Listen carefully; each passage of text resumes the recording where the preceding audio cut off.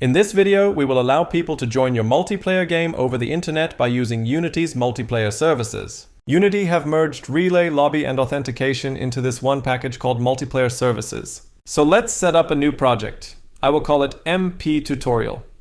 And here, make sure you connect the project to Unity Cloud. If you don't have an organization, you need to set it up at cloud.unity.com. Initially, we will install some necessary packages. Look for netcode for game objects, which is required to make a multiplayer game.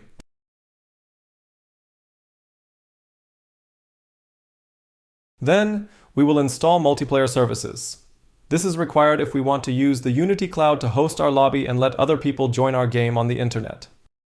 We will also install a package called Multiplayer Widgets, which is a nice package to quickly set up the UI to host a new game, get a session code, and input fields to join the game using that code. So let's quickly create a small prototype of a multiplayer game. We create a new game object called Network Manager and attach the Network Manager script to it. Select Transport and set it to Unity Transport. Now let's create the player object. Create a new 2D circle called Player and a new script called Player Controller. Since this is only a tutorial about multiplayer and not about 2D movement, I will speed this part up so you can pause and copy the player script if you want. It will be a simple movement script just for demo purposes.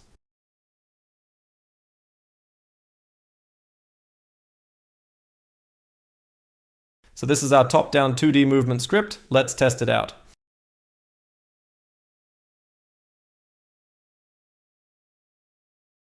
Our player object needs a rigid body 2D with gravity scale of 0, and it also needs the player controller script, of course.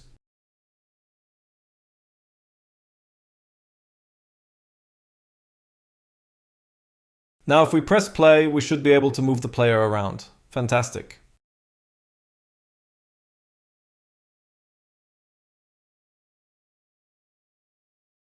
To sync the player's position over the network, we add a network transform to it. And we only want to sync position X and Y since it's a 2D game, so let's untick all the other boxes. Set authority mode to owner instead of server, and add a network rigid body 2D to get rid of this warning.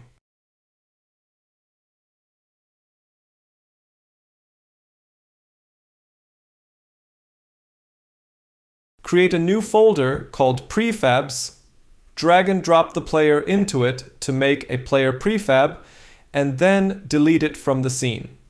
In the Network Manager, we can now drag and drop the prefab into the default player prefab field. Now, if we press play and then try to host the game, we can see we get the error saying our player needs to be a network object. To fix this, we go into the player controller script and make it inherit from network behavior instead of mono behavior. And before we move the player in the update function, we check if we are the owner of the script.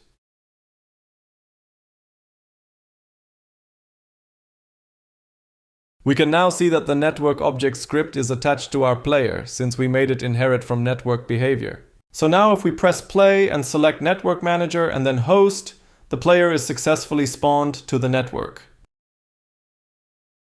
And now, to test our multiplayer, so we can host a game and join with a client, we go into the Package Manager again and download Multiplayer Play Mode.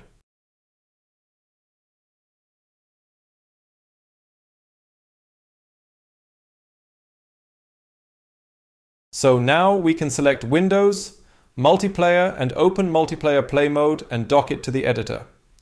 Add another player by clicking Player 2. Then we can align it, press play and select Layout, and then check the boxes Hierarchy and Inspector.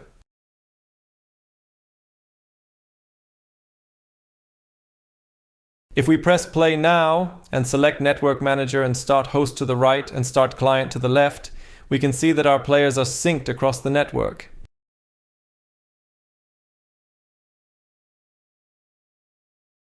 And now, my friends, to finally get to the point of this video, we will set up the multiplayer services. Right-click in the hierarchy and select Multiplayer Widgets and create Session. Import TMP Essentials. Then create a Join Session by Code object, as well as Show Session code. We can also add a player list if we want.